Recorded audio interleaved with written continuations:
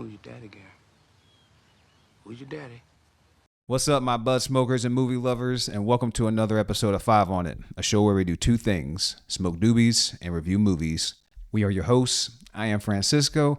He is Sir Frazier, and on today's episode, we are reviewing a sports classic. Arguably, maybe my favorite sports movie of all time. We are starting at the top. We're talking about Remember the Titans, starring your boy Denzel Washington, Will Patton, amongst others. But before we dive into that, don't forget to subscribe, like, share, comment, do all that fun stuff with your other fellow bud smokers and movie lovers. Sir Frazier, what are you smoking on? Man, I'm back at it again with Rocket Pop. This is a nice cartridge I got from Higher Culture. Nice little gram. Definitely one of the better flavored cartridges that I've had from them. Nice. So definitely we'll be back for more. How about you, bro? I'm still smoking on the pancake. I'm smoking on that wedding cake, that nice 98% indica, something that's gonna punch you right in that gut. Oh, hit you right where you need to be. All of a sudden you're feeling sleepy. 1 minute you're watching TV and it's like 9:45. Next minute it's watching 2:45 a.m. and it's those infomercials are playing. Like, do you want to get now 16? Now that's what I call music. Are you ready for now? 17 of today's hottest superstars in one all-new Power Pack collection. Yo, my guy woke up to a Maury episode. You are not the father. Well, I remember I fell asleep and I was watching one episode and then I got towards the end and I was just like, what the fuck is it? I'm like, oh. So almost something got spoiled, like a death or something like that. And I was just like, God damn it. Now I got to start this bitch over. Yeah, that's the worst. Dude, that's what happened when I was watching The Boys. I accidentally started it from the finale.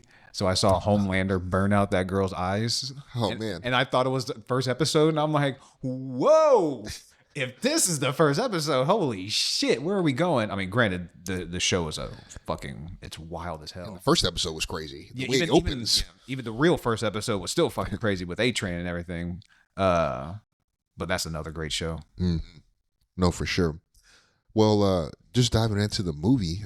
So the summary of this, for those who don't know, under the leadership of Coach Herman Boone, the newly integrated T.C. Williams High School football team navigates racial tensions and strives for success on and off the field in Alexandria, Virginia in 1971.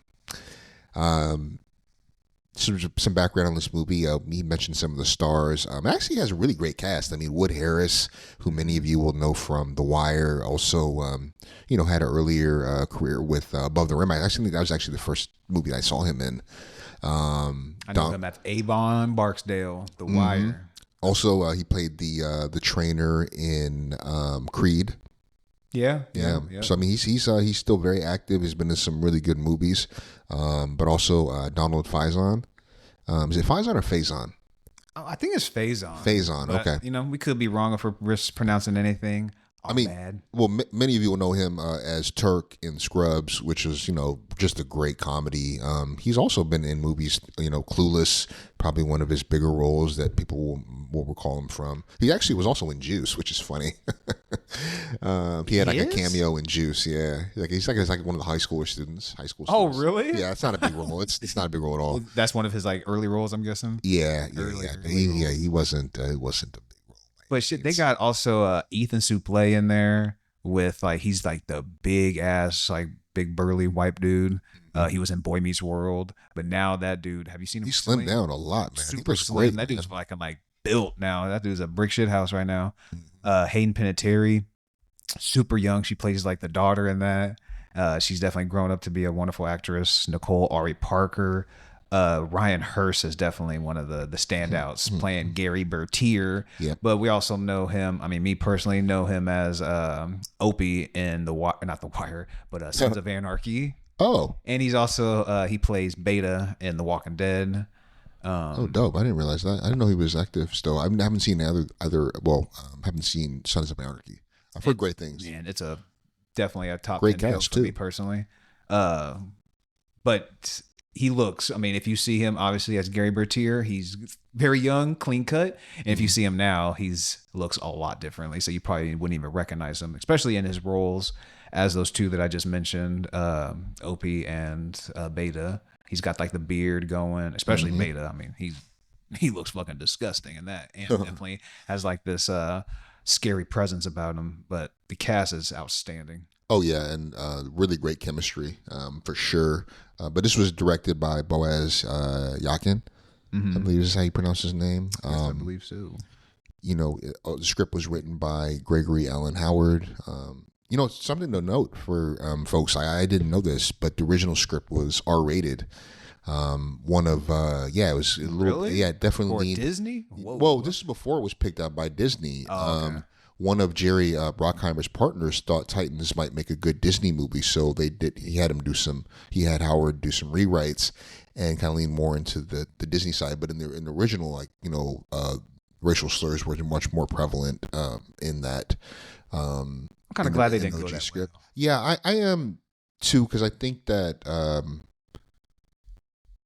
they accomplish a lot in this movie, and it's a really endearing story. I know it's not a documentary, right? It's a sports drama, so it's not.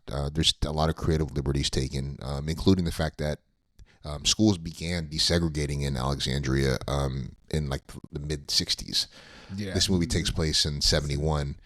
So I mean, like, there are some, you know, they didn't actually go to, you know, the speech that Coach Boone gives at Gettysburg Cemetery. That was purely dramatized. Yeah, that didn't happen. Which, I mean, when you already see him, a movie right off the bat says based on a true story, eyebrows for me automatically go up and like, all right, how much is this is true and how much is this is just Hollywood? Yeah, making a movie, because you still have to make a movie. You can't just take everything, you know, 100%. Yeah. Your goal is to also like entertain people and put people in the seats. And again, this isn't a documentary, so you know you kind of expect. I expect the liberties to be taken. Quick segue, real quick though. Speaking of like true stories, one fun movie. Have you seen Pain and Gain? No, but I know that Walt, with The Rock, Anthony Mackie, The Rock, when they play the bodybuilders that kidnapped this dude and everything. Yeah, they do a funny thing in that movie where they're like based on a true story, and then they're like, this actually happened, and then they keep going like, yeah, we're real for real. This really happened. Like, they have like cuts in the movie where they actually talk about how like, we know this seems kind of crazy, but we're for real. This really did happen.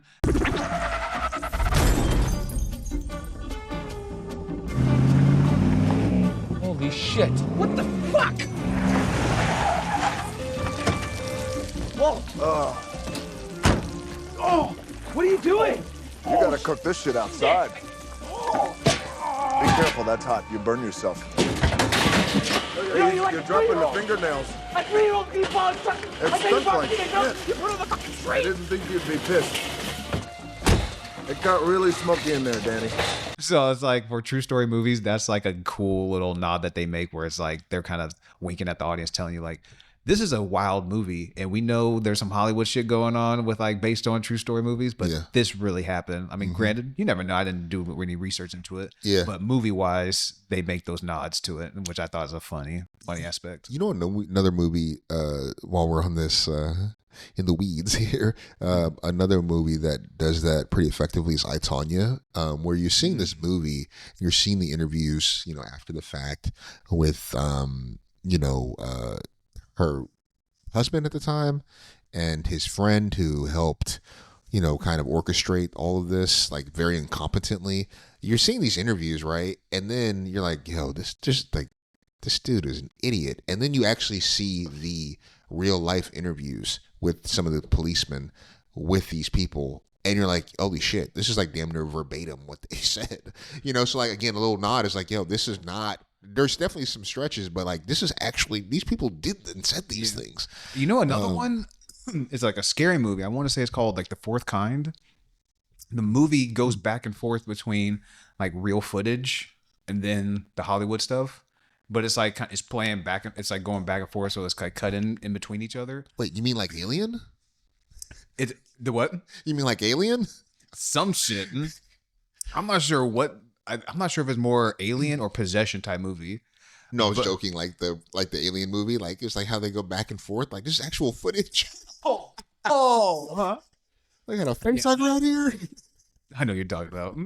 But in that movie, how they cut it, just like I said, with like the real stuff, and then with the Hollywood movie and everything like that.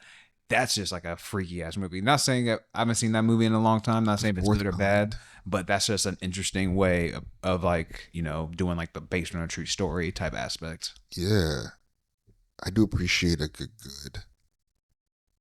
Oh, Mila Jovovich? Yeah, one of the rare movies I think is pretty solid outside of her Resident Evil franchise. Like Fifth Element. She's pretty. Yo, that's a really good movie. I definitely appreciate that one. Mm-hmm. You know, it's like Chris Tucker at the peak of his powers almost. God, growing up, that role always like weirded me out. Because I'm just seeing this dude being so flamboyant. I'm just like, what the fuck is this? And the hair. Yeah. I'm like, And the tights. whoa. I'm like, bro, this is. It had to grow on me a little bit. But we're getting into the weeds a little bit on We this, are. So let's get back into Remember. Well, you know, what I was going to say, just real quick while we're talking about the background, Yakin was brought on because, you know, he had an indie background up to that point, and, you know, they were giving him a budget of $30 million, and the thinking was, hey, he's going to be able to stretch this money and make this picture. But that said, I mean, just dive into the plot, man. I was going to mention. What was at the top of your mind? I was going to mention just real quick about that director. He's just had his hand in as a director, writer, producer, and a few nice little bangers too. Besides this one as well. Originally in '89, he was the writer of The Punisher with Dolph Lundgren. Then he was the writer as well of The Rookie. Then From Dusk Till Dawn, he helped in that case. He was director of Uptown Girls, which I'm sure a lot of that has their fan base as well. Then another Denzel writer director for another Denzel movie was Safe, writer of Now You See Me. So like he's an accomplished director and writer. So just giving him a little bit of flowers on his name. No, for sure. I mean, this movie is also worth pointing out. I mean, it had the budget, as I said, $30 million, and they brought in 136 at the box office. Is that how much it made? Worldwide? Yeah, worldwide. Yeah, that's not bad for like the budget. That's it. I mean, for what year did this come out? 2000. Yeah, 2000. I guess that's not too bad for compared to like probably like sports movies and all that type of stuff. So it has like the fan base is probably a lot more narrow. Yeah, you know, this movie also seems like, I don't know, it seems kind of unique in Disney's filmography. Can you think of very many movies like this that tackle like subjects like this? Like as far as like race and segregation. Yeah. I don't think Glory Road Disney? I remember that movie coming out, but I was going to say that I don't remember if that was... I can really see the cover of that movie in my head, but I cannot. Oh, wow. It was produced by Walt Disney. Okay. And those came out, you know... Was that Josh Lucas? That came out in 2006. So that was also produced by Disney. You didn't get quite good reviews on that. Well, I was going to say, because I guess maybe this isn't as rare, because I was going to say, I didn't remember, at least up to that point, I don't remember them putting movies out like this. Yeah, I think, or kind of what's it, like a unique... I mean, well, it doesn't have to do with like totally different subject matter. Invincible, that just popped up on like movies you may know. It was Remember the Titans, Coach Carter, Hoosiers, Invincible, and I was like, oh, Coach Carter's a good one. Coach Carter is a good one. Hoosiers is a classic. I mean, quickly, I guess, since we're talking about these old classics, where would Remember the Titans fall for you as far as like sports classics? Would this be in a top 5, top 10 for you? Man, you know, it's funny. I actually was going to ask you. I had that as a question for you during the impact and legacy of this movie. As far as a sports movie, this is high for me. When I think about like some of my all-time favorites, I'll be real, man. The Mighty Ducks 2 is one of my favorite sports movies. Sandlot is definitely one of my favorite sports movies. That's really high on my list. I don't know if it's number 1, but Above the Rim is also high on my list. I've always loved that movie. Great soundtrack as well. This movie has a great soundtrack, and it's a really fucking dope movie. Dude, honestly, Friday Night Lights. That is a good movie. That's a good movie. Another one that's based on a true story as well. White Men Can't Jump. Oh man, That's a fun one. I mean, Rocky, Raging Bull. Those are some classic sports movie. You can even think of. You want to get a little more comedy with it, with like a Happy Gilmore. Warrior. That's a damn good movie. But honestly, like, Remember the Titans for me, it's, if I had to make a list, I think it would. I'm not sure about top 5, maybe, but I think it definitely will crack the top 10. Yeah, because I've seen this movie so many times. I have so much fun with it, and it has the subject matter is like timely. Yeah, exactly. It'll hit for you at any point in time, no matter how old you are. A lot of funny lines too, as well, which is kind of, "You're killing me, Petey." Even when they start singing some of the songs, like in the locker room, seeing the camaraderie with the team, you can really believe that these guys. You believe like when they're going at it, that they're going at it, and when they actually come together, like you really believe that they actually went through some. I mean, granted, it's like sped through a little bit just because it's a movie. It's only a 2-hour movie, but you really believe that they kind of went through some shit, and like. Even like when they go on the Gettysburg run, that was a turning point for the whole team and everything. That's when after that they do the strong side, left side.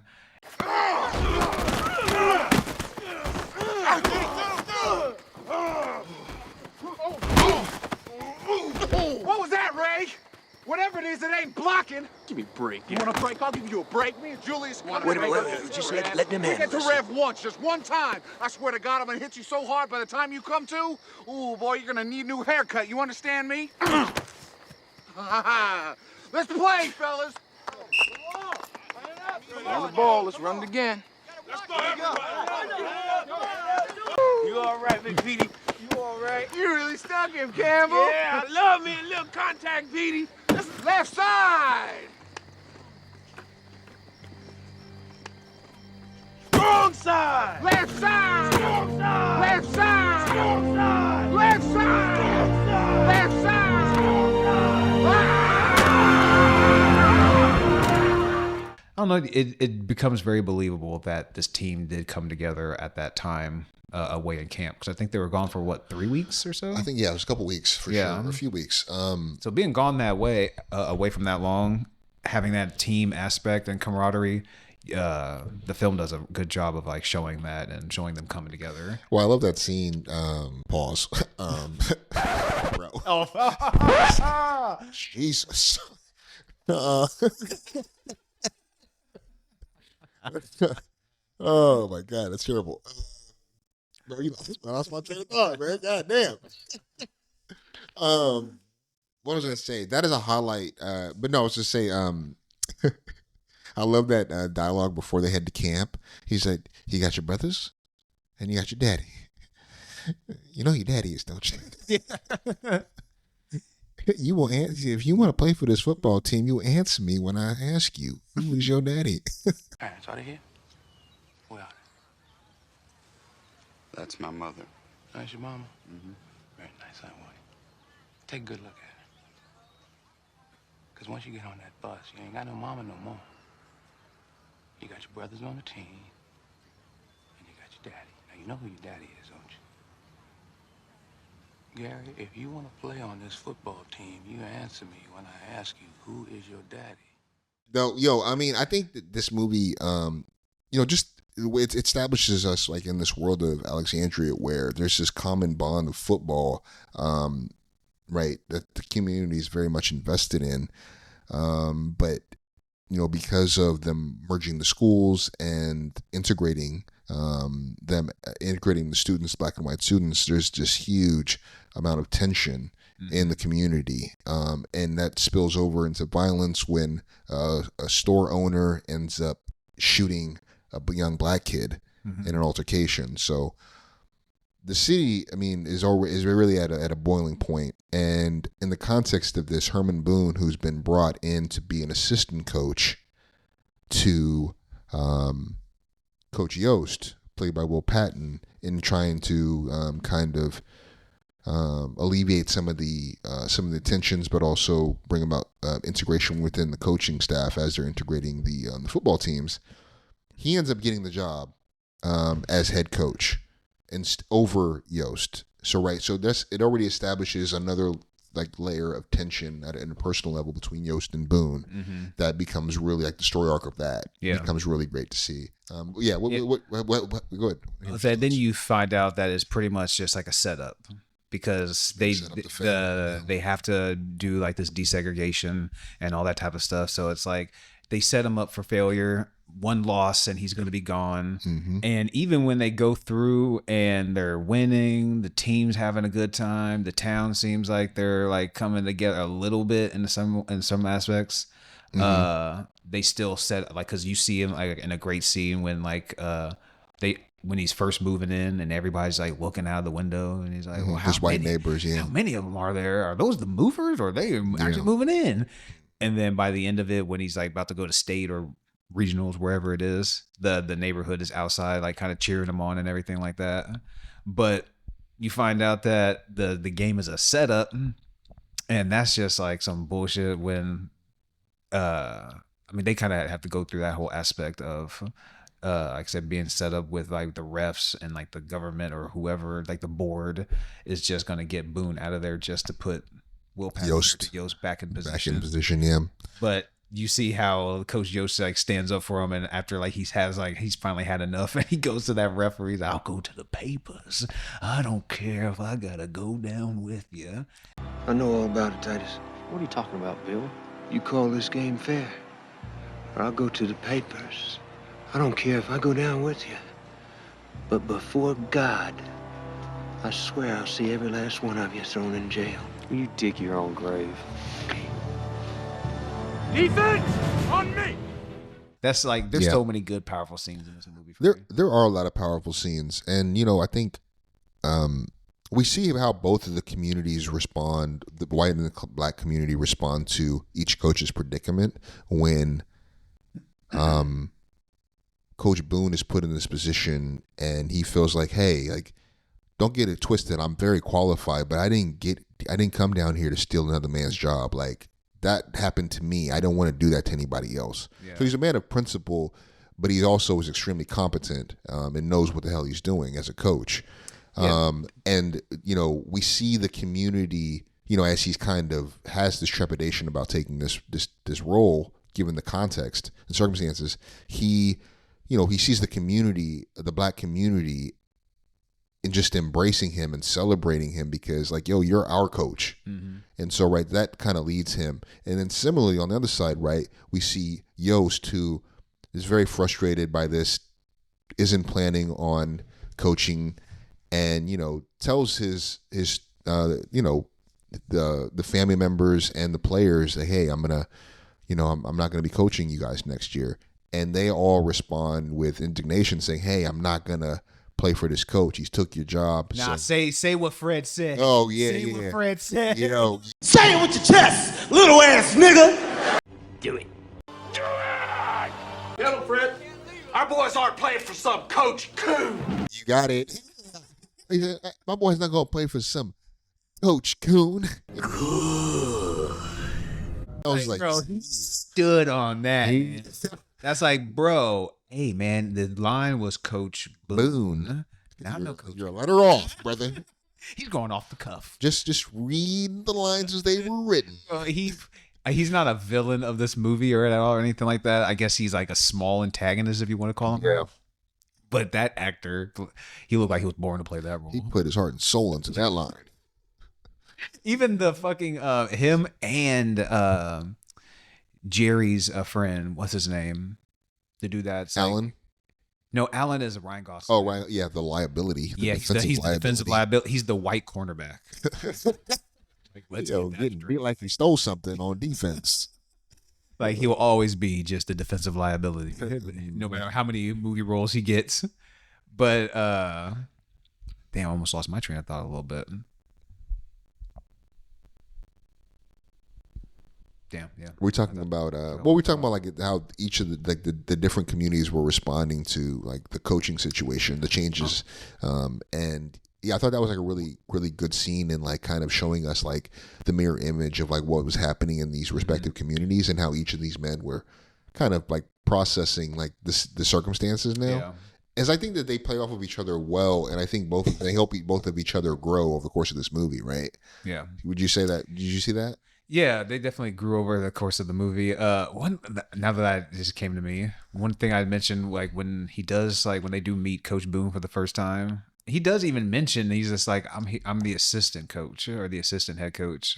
But then they try to downplay him and try to dog him a little bit, and was just like, oh yeah, it seems like you've been in 4 to 5 programs in about 10 years. And he's like, yeah, with about 4 to 5 championships to back it up. Mm-hmm. State championships. Yeah, like you said, he's like, don't get it twisted. I am qualified to be in this position. Yeah. But we say he didn't like you learn a few things, I think, right off the rip from the beginning of this movie about Coach Boone, that like he came from North Carolina. Mm-hmm. He's obviously a family man. He had like he's a championship where he's a winner no matter how many programs he's been to in the last like 10 years or so.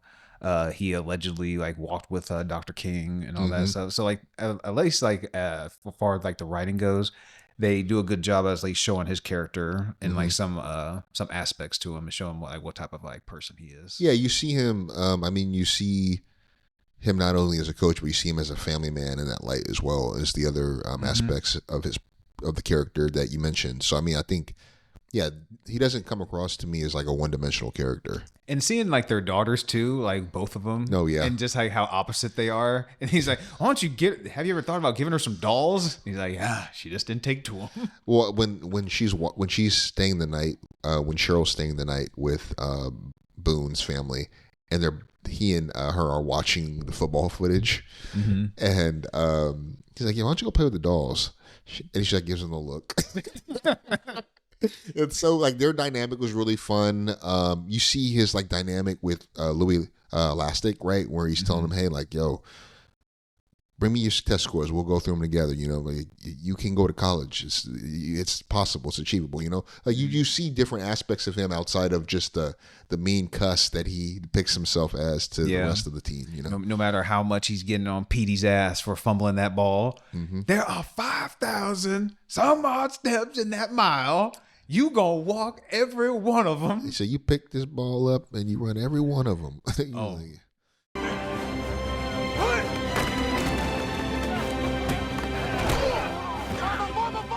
wrong with you? Why are you fumbling my football? My blockers were built. Your blockers ain't got nothing to do with you holding the ball. Did your blockers fumble the football or did you fumble the football? I did, sir. All right, how many feet are in a mile? How many feet are in a mile? 5,280 feet. You pick this ball up, you run every one of them. You're killing me, Petey. You're killing me. Dude, like you said, like, yeah, the cast was outstanding. The camaraderie with them. What was one of your highlight scenes of this movie? Oh man, the whole training sequence actually, when they go to camp, is a highlight for me. I loved the way it started and the way that it ended. It's very like Disney-esque the way it ends, you know, with them singing.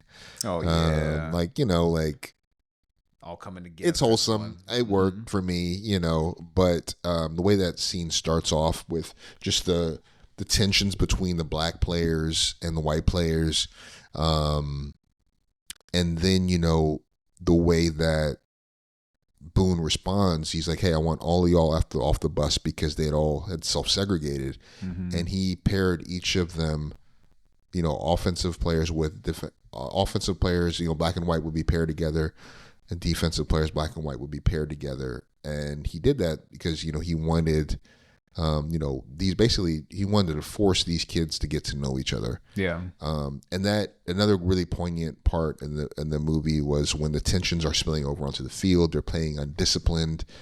You know, that cafeteria scene where he does offer to help Louis Elastic, but he calls out Bertier. He calls out Julius's character as well. You know, he's like, hey, do you have anything to say about what can you tell me about your roommate, you know, or you know, yeah, you're black or white. counterpart. He wears leather print underwear. Yo, that shit was funny as hell. And Rev, I love their relationship. Their relationship was really good. It was wholesome. Like you very don't wholesome. get too much of it, but you just see how wholesome they both are. Blue too was funny. Yeah. You know, but he forces them. Basically saying, "Hey, I'm giving you an ultimatum until you get to know all of your teammates of a different race and report back to me. We're going to 3-a-days." Yeah. Each one of you will spend time every day with a teammate of a different race. You will learn about him and his family, his likes, his dislikes. You'll report back to me until you meet every one of your teammates. Until that time, we go to 3-a-day practices. You continue to ignore each other, we'll go to 4-a-day practices. Now, is there any part of this that you don't understand? So, and dude, that leads to me, I think, the whole, it's not even a scene, just like the whole, I guess, maybe that's like act 2 of the movie, like when they're at camp.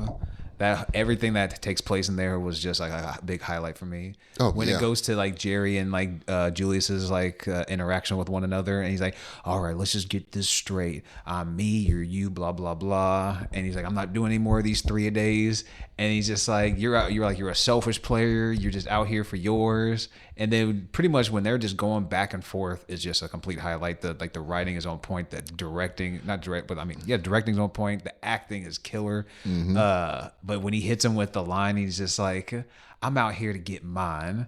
And he's like, "You see, that's just the worst attitude I've ever heard, man." And he's like, "Well, attitude reflects leadership, Yep. Captain."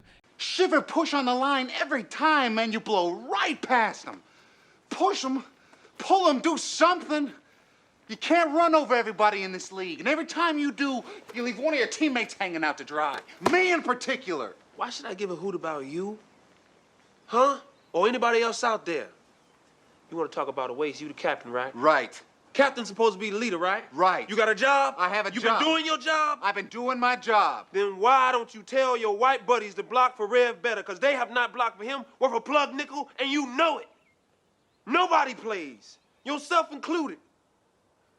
I'm supposed to wear myself out for the team? What team? No. What I'm going to do is I'm going to look out for myself, and I'm going to get mine. See, man, that's the worst attitude I ever heard. Attitude reflect leadership, Captain. And then Jerry is just like, you see him just kind of like, he's like taking it all in. It's just like, shit, touche, checkmate, bitch. It's like, damn. Because he's like, your boys aren't even blocking for Rev at all, which would lead to his injury later on in the movie. Yep. But that scene with one another, man, like I even use that in like today's world sometimes when it's just like that attitude reflects leadership. It's such a good line. Well, that leads to his fallout with Ray, his white teammate who. Oh, that's his name, Ray. Yeah, he deliberately was blocking for Rev, and again that led to him getting his wrist broke in the game. But to your point, dude, like that training sequence has so many highlights because there's when he wakes them up in the early night or early morning, like 3 a.m. to run to Gettysburg Cemetery, where he gives them a speech about these people, black and white sons, boys, some of them your age, died over the same things we're fighting over to this day. Like that sequence was really powerful. And then we pivot immediately to that really great shot where it's a night practice. The field is lit by the surrounding cars, which is a really cool shot.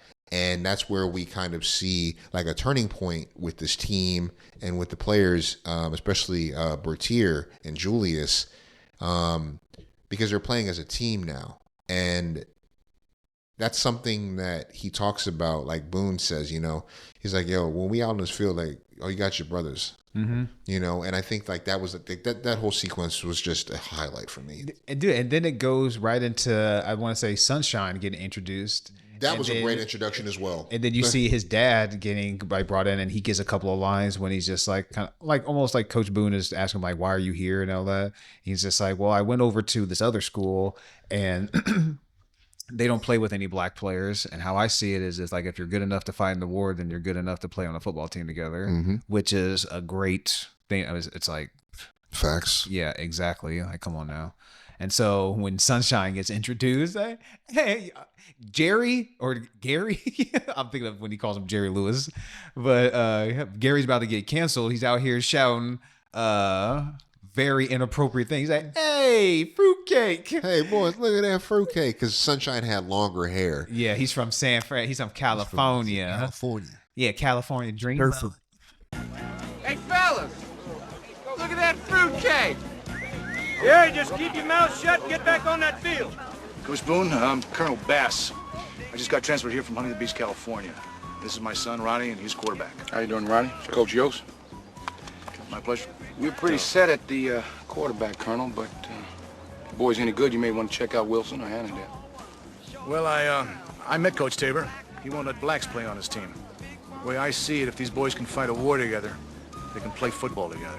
Dude, but then like they cut his hair and then he ends up laying one on Jerry, and then Jerry takes a couple swings at him, but then fucking Sunshine obviously knows what he's doing a little bit. He just That Tai Chi. Yeah, exactly. He fucking just dodges and throws Jerry down, or I keep want to call him Jerry. Throws Gary down, but then their whole little relationship, even though like when they get off the bus towards the end of camp, It's like, yo, we still cool? Yeah, man, we cool. Yeah. So like you see a little bit of their relationship. You know, it's funny in that scene too, because it ends with there's a little too much Melbana going on in here. But I think that he gets a little one line. Yeah, that whoever that guy is. I thought that scene, and then he like hits Ryan Gosling's character. He's like, "All right, bro, catch you later." You know, because you could tell like I think Ryan Gosling and Ray play Ryan Gosling's character. What's his name again? Jerry or Gary? No, Gosling's. Ryan Gosling. I'm thinking of Ryan Hurst. Alan. Alan and Ray are interesting in kind of looking at two of the like white players whose path diverges pretty significantly. They come from the same community.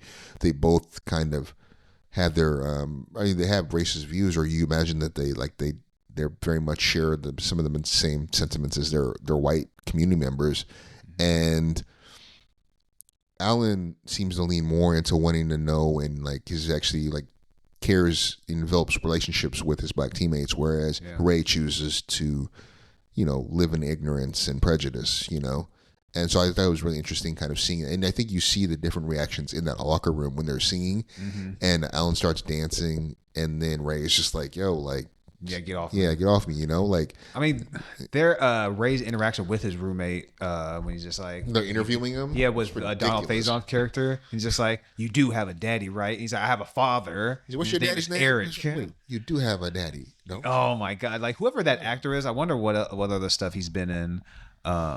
But he played that role. I mean, he also has that look too. Yeah. I mean, sorry, whoever you are, man, but you do look like you use the N-word in your free time just a little too freely. But all in all, he plays that character really good, really well. But I'm not sure if you caught it, but I wonder if this had to do with like PD getting injured, or Rev, whatever. Not PD. PD is Donald Faison. Rev getting injured when Ray is talking with Gary, and he's just like, well, I don't care, man. I'm not going to block for him. And then Gary's like, well, if you don't block, you're not going to start. Yeah. And he's like, well, I'm going to start. I'm just going to bide my time. Yeah. And then I wonder, is that like the payoff, like from that line? Oh yeah, that's yeah. Because remember last audibles, and during that play where Rev gets hurt, and he audibles, and Alan claims like, "Oh, I didn't hear it. I swear to God." Ray. And Ray, and Yost is looking at him, or Boone is looking at him like, like, yeah, you better ready to snatch this little kid up. Yeah, I never actually caught that until now, that he makes that little line to Gary of just like, I'm just gonna bide my time. Yeah. And so it's like, I thought he just kind of just injured him, just obviously just being who he is. But then when Gary kicks him off the team, that's a nice little. You get a little bit of satisfaction from that as well. Yep. I mean, you're gonna get as much satisfaction you are in a Disney PG movie, whatever this is. When Gary kicks him off the team, he's like, "Oh, so you're playing for that Coach Coon and all that shit." It's like, oh my god, like when he says it, I just like get pissed off. Yeah. But when fucking Fred, Alan's dad, when he yells it, dude, I had to pause the movie because I was laughing so hard because his fucking turkey neck just shaking. Yo, like, facts, man. Fucking jowls, like, bro. Oh my god, bro! Like that shit just cracked me. There was like some of the racism that just like made me bust a gut. Honestly. Yeah, like some Archie Bunker type stuff. Yeah, but then there was other stuff that like when it was involved with Ray, it pretty much pissed me off. Yeah. Alan's father, not so much. And Alan, we want to talk about Ryan Gosling real quick. Before we get into the liability, if you want to get into him. Yeah. But Gary, when they're all like cracking jokes in the locker room and they're saying like mama jokes and everything, then of course, like I'm not sure if it's like was it just off the cuff or whatever, maybe it was in the script, but he's just like, hey, that's a mama joke. Yeah. It's like, thanks, Gary. Wow. Do you want to tell us anything else that you learned today? Man, hey, little elastic, man. What happened to you? Man, I just gave your mama a piggyback ride and she weighs twice as much as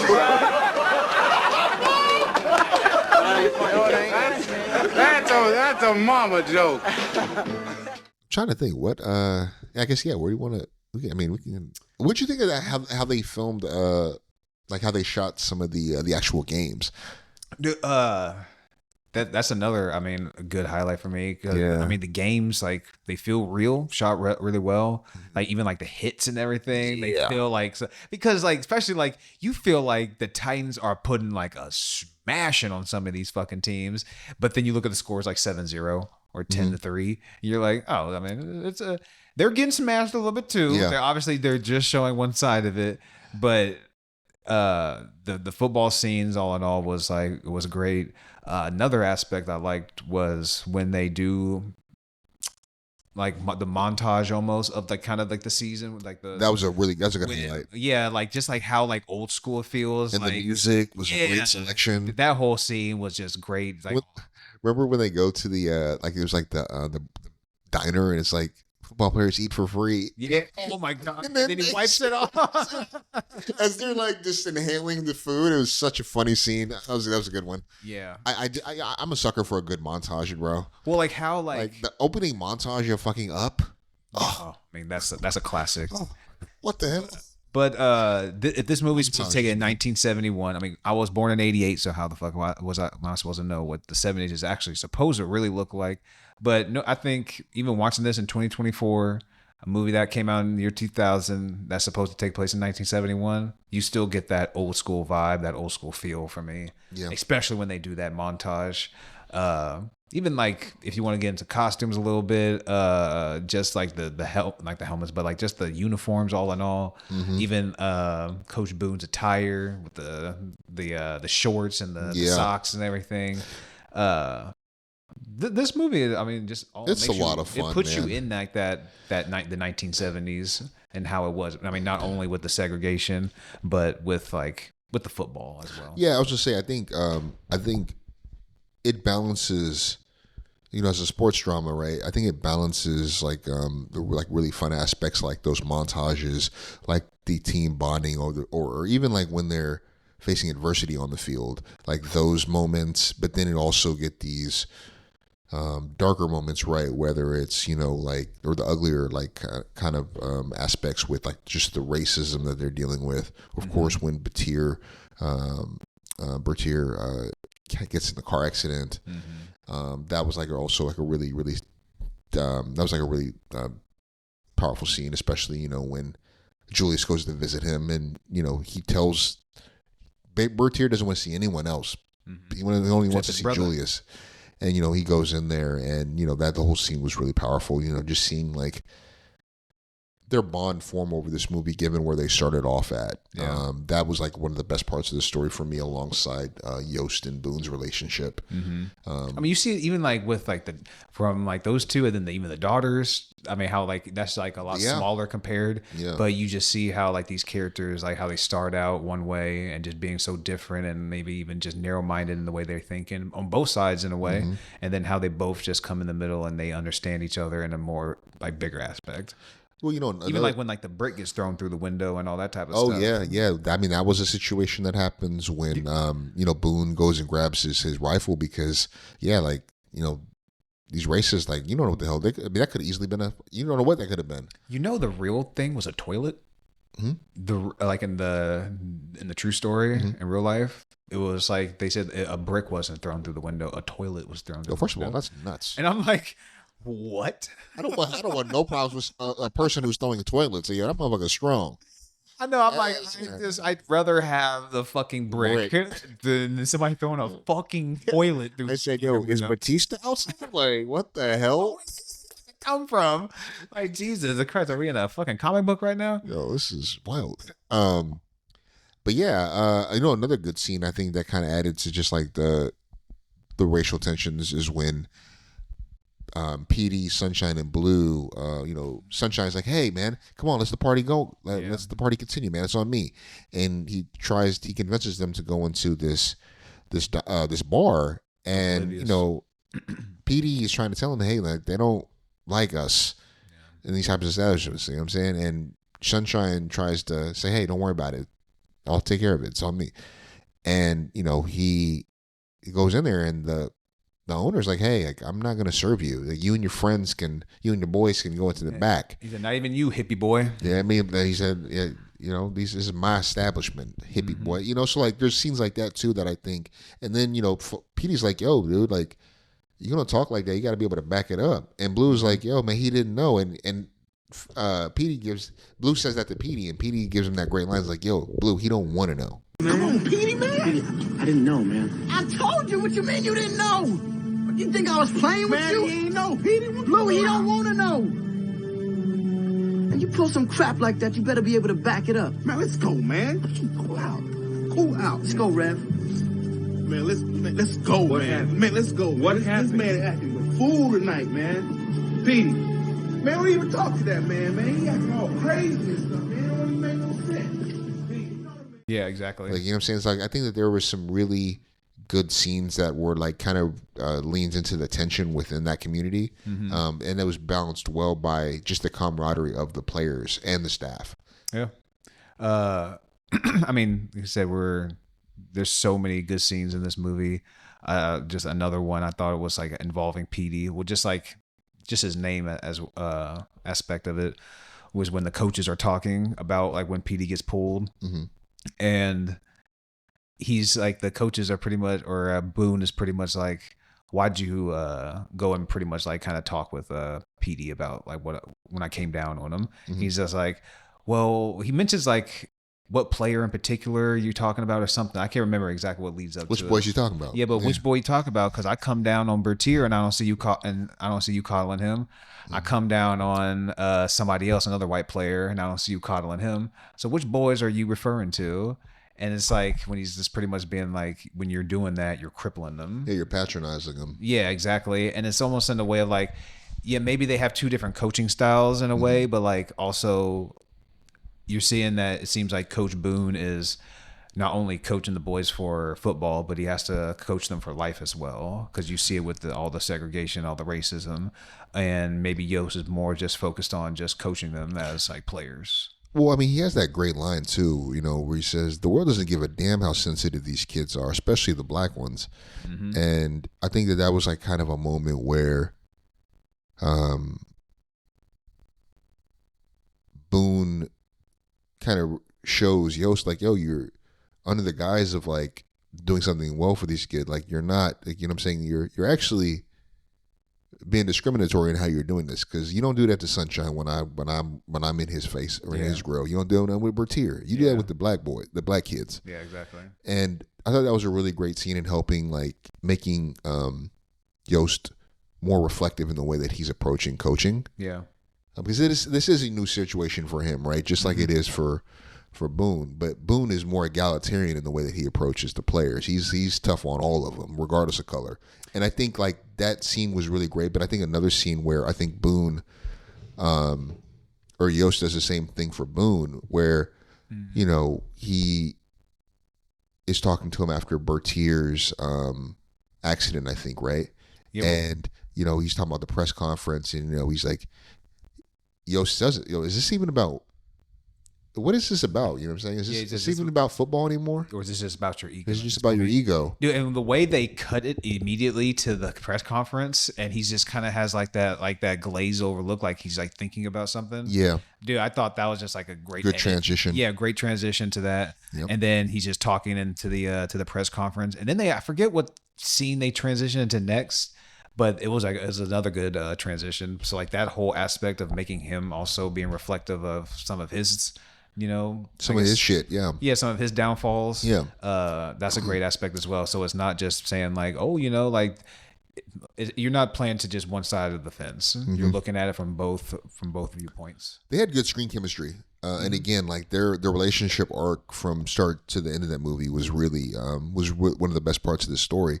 And to true to real life, they actually maintained a friendship after this.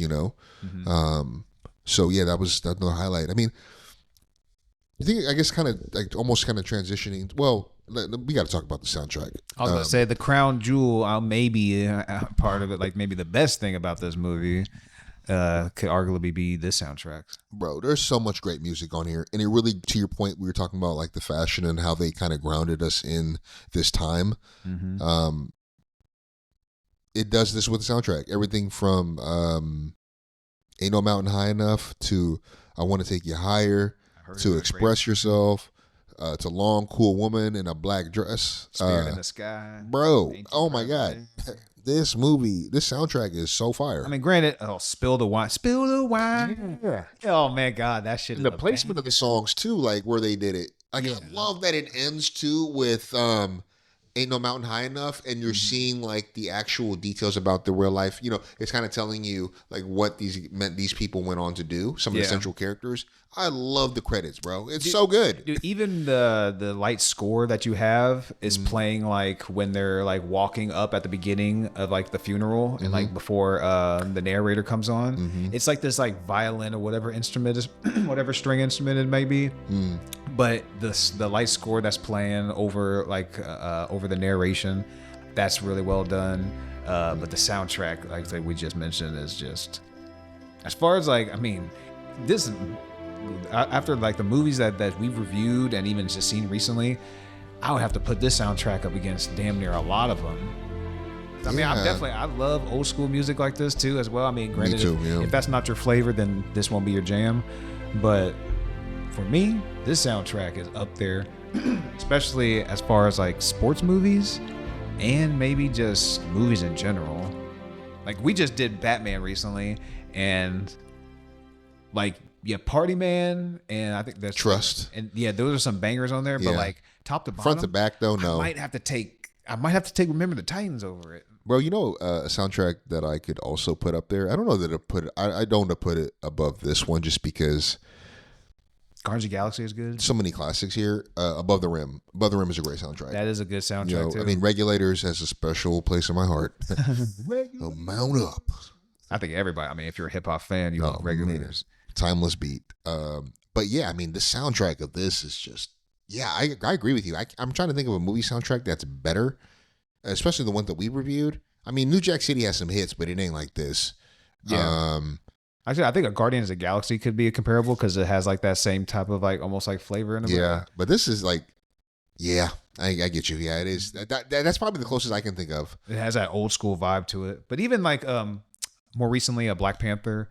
That's a really good soundtrack as well. Ooh, Superfly definitely is one of my favorite soundtracks ever. Yeah, damn, that has to be maybe that will be an episode. Review Superfly? Best movie soundtracks. Oh, that would be fun. Yeah. Actually, the movie Superfly is really fun too. As far as blaxploitation movies, that's one of my favorites that I've ever seen. I mean, it's just, it's great. It's really fun storytelling. And it's not cheesy like some of the other later blaxploitation movies could be. Yeah. Speaking of that, gotta love some Black Dynamite. We actually reviewed Kung Fu. We actually reviewed Black Dynamite, but those are the early tapes. The lost tapes. Maybe we'll drop those at a certain point in time, but not this time. Not right now. But before we dive into the scores, can you think of any negatives about this movie that jumped out for you? Any negatives Yeah. about this movie? I don't typically go for sports dramas, to be honest. I do like them. There's some good ones out there for sure. Mm-hmm. But I typically don't really go for them like that.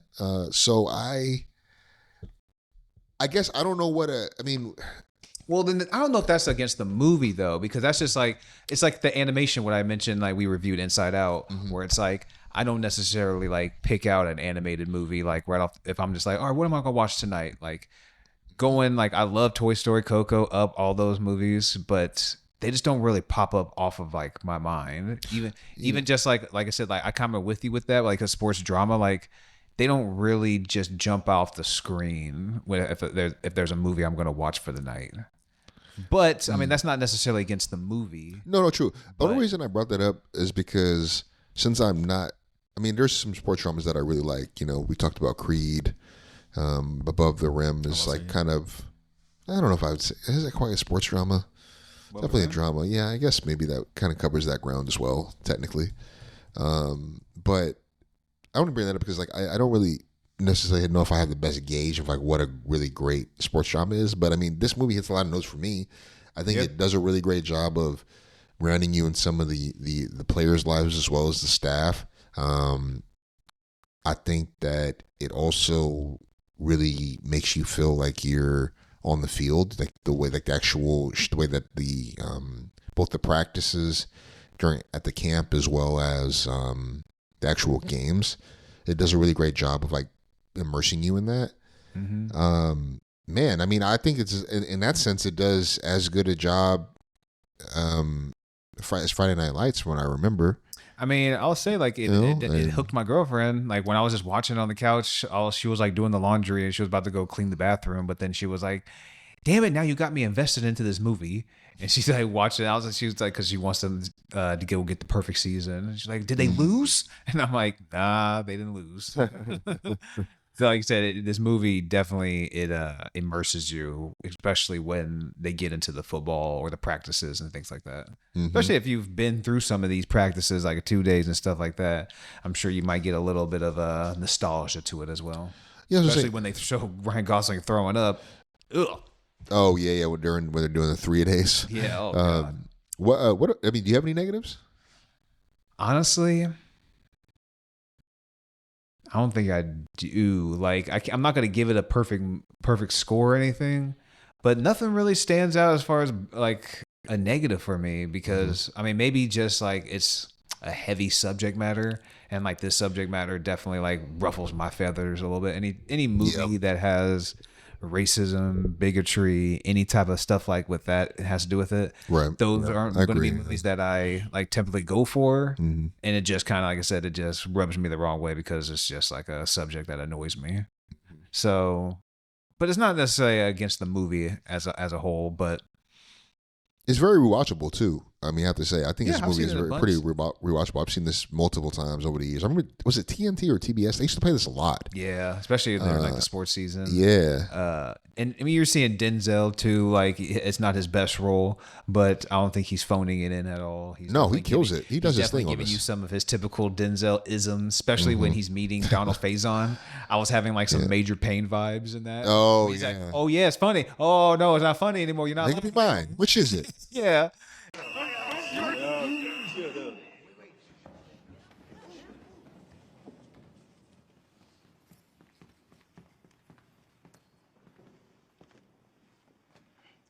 Put your hand down. You smiling? Yes. Yes, sir. Yes, sir. Why are you smiling? Because I love football. Football's fun. Fun, sir. Fun, sir. It's fun. Yes. You sure? I think. Now you're thinking. First you smile, then you think. You think football is still fun? Yes. Sir? Yes. No. No? Sir. Well, it was fun. Not anymore, though, is it? Is it? No, not by No, it's not fun anymore. No. Not even a little bit. No. Make up your mind. No. Think. Since you're thinking, now go on, think. Is it fun? No, sir. No. No, sir. Absolutely not? Zero fun, sir. All right, listen up. I'm Coach Boone. I'm going to tell you all about how much fun you're going to have this season.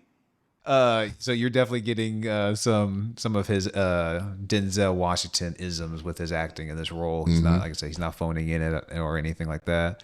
But I mean, nothing pops off the screen as far as like negatives or bad things. I mean, maybe some of the characters might be a little bit over the top, like Coach Coon, like that boy. But all in all, man, this movie is thoroughly enjoyable. You want to go into scores? Yeah, man. You kick us off? I'll start it off, man. To me, this movie is going to get a solid 4 for me. It's very rewatchable, even with like the heavy subject matter. I love the sport aspect of it. Football is probably my favorite sport, so it definitely hits for me. Especially when they go into the practices, the football scenes when they're playing the games itself. The whole part of the movie when they're away at camp, I think is great. And then when they come back, they have the great line of like, well, back to the real world. Camp's over now.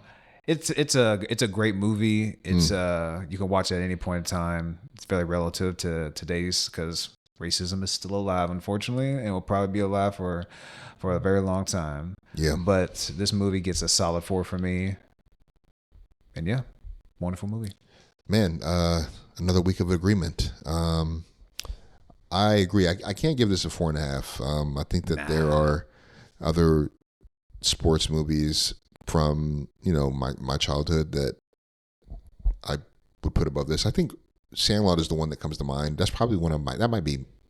I love Sandlot. I don't know if it's my favorite, but damn, it's close. That's high, really high on my list as far as sports movies. That's a movie where I'm like, I don't really enjoy baseball that much, but Same. that movie just it hits. Yeah, those kids and like their their so chemistry fun. with one another, man, it's so good.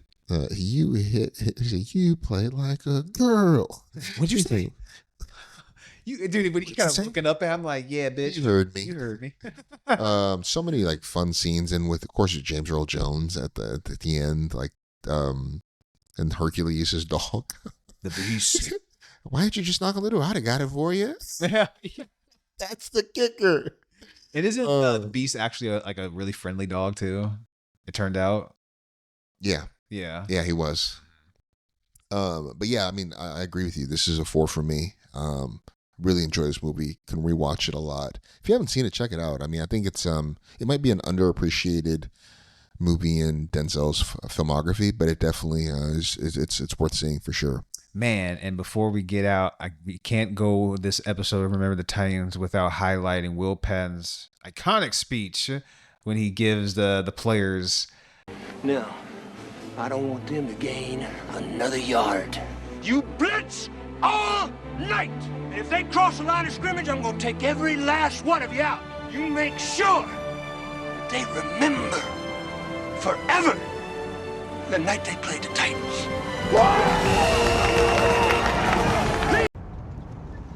My nigga.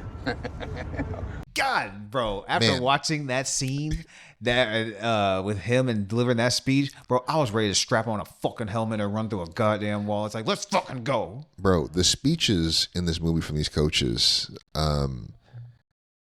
it motivated me. It motivates me to chase this paper. I'm like, God damn, I'm ready. Dude, I'm ready for the day, you know? Denzel could get you pumped to do damn near anything. I'm doing laundry and I'm hyped. And honestly, with Denzel doing his thing, Will Patton does not disappoint. Yeah, he doesn't disappoint at all. He holds his own very much. Mm-hmm. And like I said, I think he gives maybe the most iconic line of the movie with like, make them remember the night they played the Titans. Mm-hmm. Like, to me, this movie's just fucking outstanding. Endlessly rewatchable almost. Oh, yeah. Are there any other different movies on your radar that you wanted to mention?